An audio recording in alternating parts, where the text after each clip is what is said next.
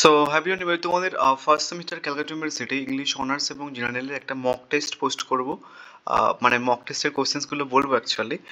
And যাদের কিছু পড়া হয়নি অ্যাকচুয়ালি এখনো অবধি, তোমাদের তো কিছুদিন পরেই পরীক্ষা, যাদের কিচ্ছু পড়া হয়নি তো তোমরা জাস্ট এই মক টেস্টের কোশ্চেন্সগুলো করে যেতে পারো, তাহলে কিন্তু হয়ে যাবে। মানে তোমরা মানে পাস মার্কস পেয়ে যাবে।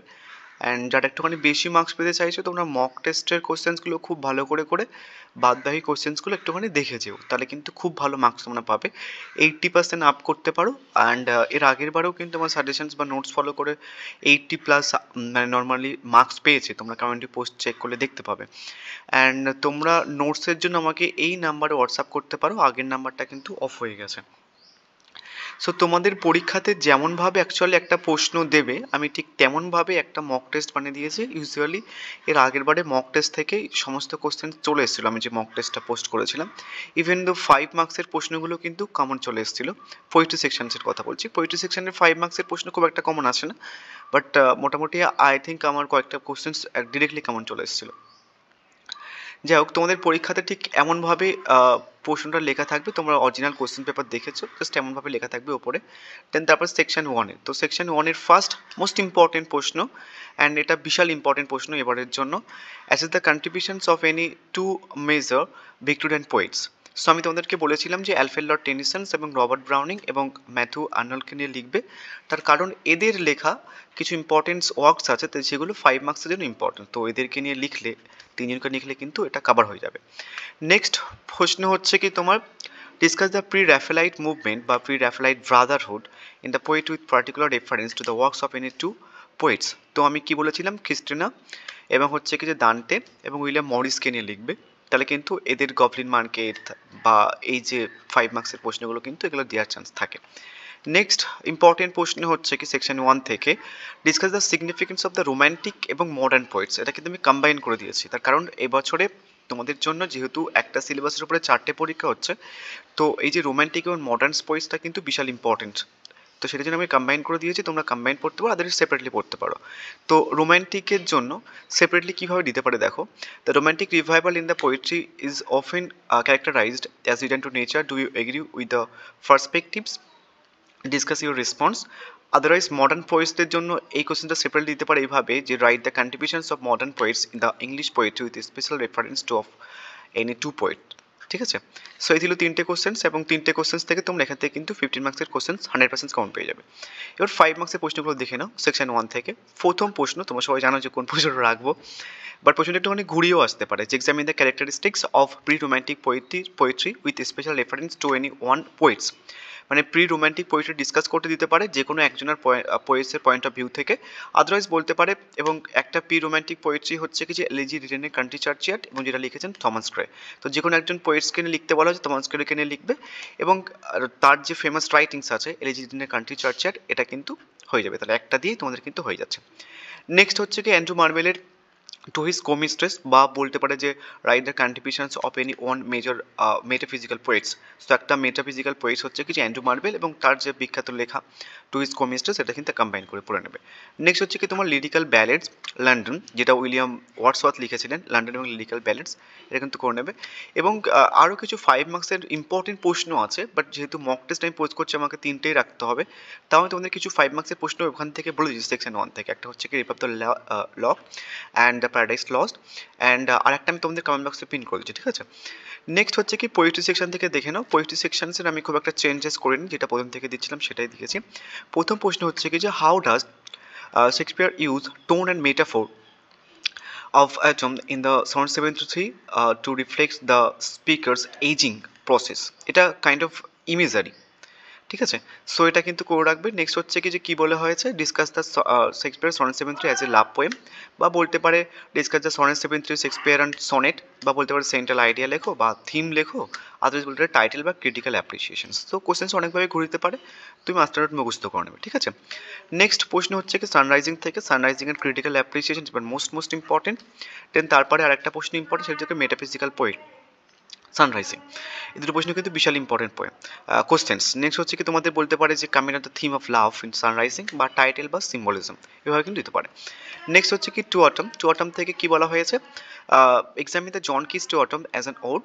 নেক্সট হচ্ছে কি বলতে পারে, এগুলো কিন্তু অর প্রশ্ন, এগুলো কিন্তু অর, মানে এই যে দাগ আছে কিন্তু অর অর প্রশ্ন, মানে তুমি একটা পড়ে নিলে বাদ বাকি কিন্তু হয়ে যাবে।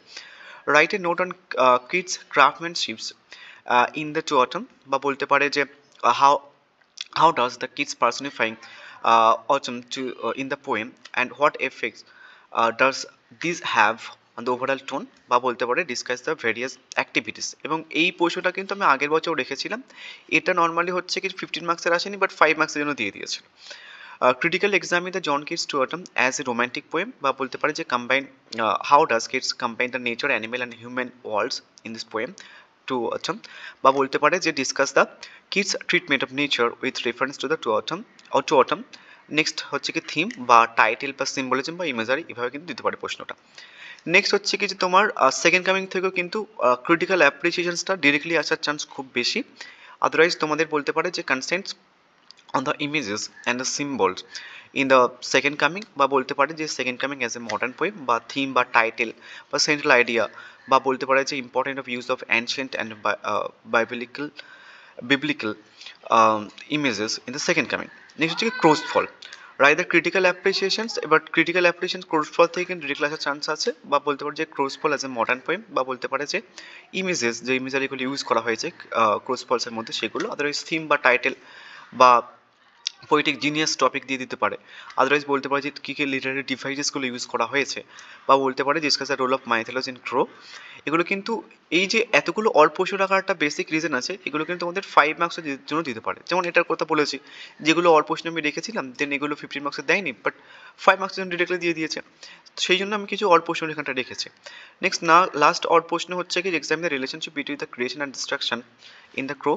How does the crow embody the both forces throughout the poems? এটা ছিল টোটাল, আমি তোমাদের 5টা হচ্ছে কিছু 15 মার্কসের প্রশ্ন দিয়ে দিয়েছি পোয়েট্রি সেকশন থেকে। এবার 5 মার্কসের প্রশ্নগুলো দেখে নাও।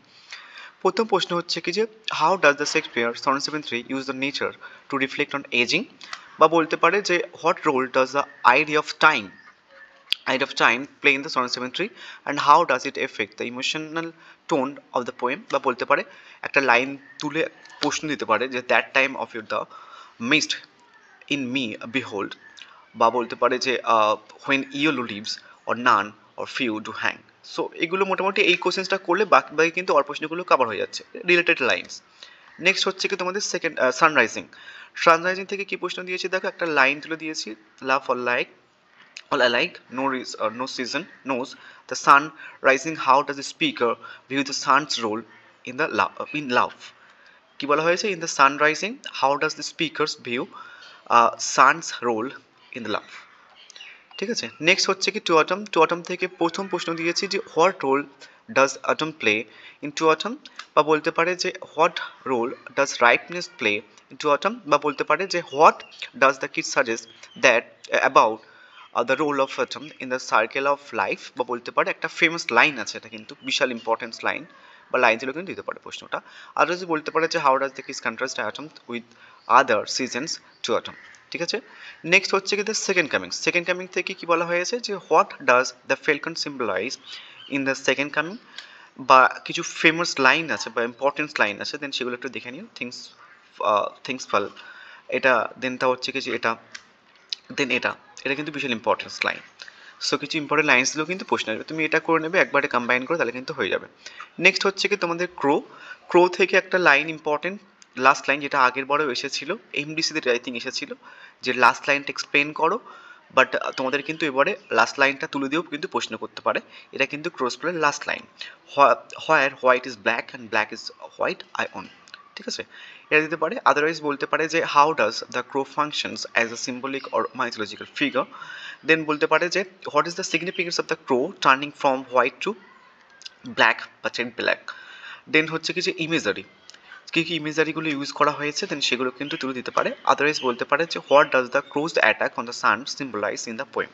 সো এই ছিল ওভারঅল মক টেস্ট। তোমরা আশা করছি এটার মধ্যে সবকটা কোশ্চেন্স কমন পেয়ে যাবে, 5 এবং 50 মার্কসের প্রশ্ন।